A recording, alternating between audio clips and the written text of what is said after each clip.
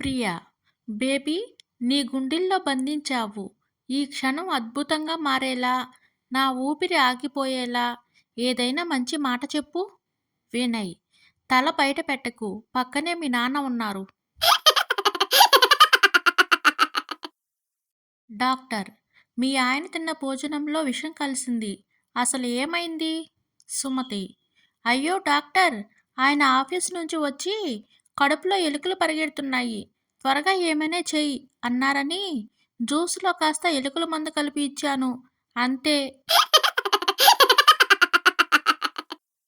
నాటి తరం కూతురు, అమ్మా, పాప ఏడుస్తుంది. తల్లి, అయితే వుడ్వర్డ్స్ గ్రైప్ వాటర్ పట్టమ్మా. అమ్మమ్మ, పాప ఏడుస్తుంది, ఏమైంది? వుడ్వర్డ్స్ గ్రైప్ వాటర్ పట్టమని వాళ్ళ అమ్మకి చెప్పు, చిన్నప్పుడు నీకు అదే పట్టేదాన్ని.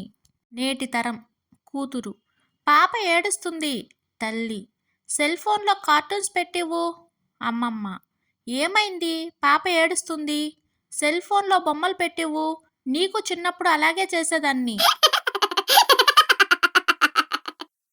భార్య, మన పెళ్ళికి ముందు నీకు లవర్ ఉండేది కదా?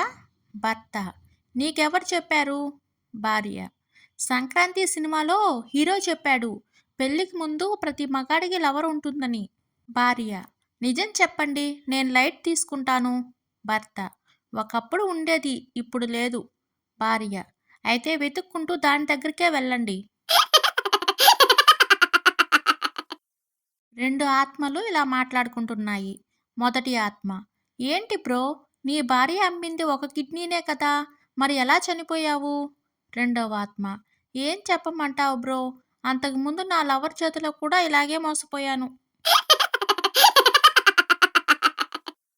శ్రీకాంత్ ఇద్దరిని పెళ్లి చేసుకుని చాలా కాలంగా తెలివిగా మేనేజ్ చేస్తున్నాడు. ఒకరోజు ఆఫీస్ నుంచి ఇంటికి వచ్చేసరికి ఇద్దరు భార్యలు సీరియల్ చూస్తున్నారు.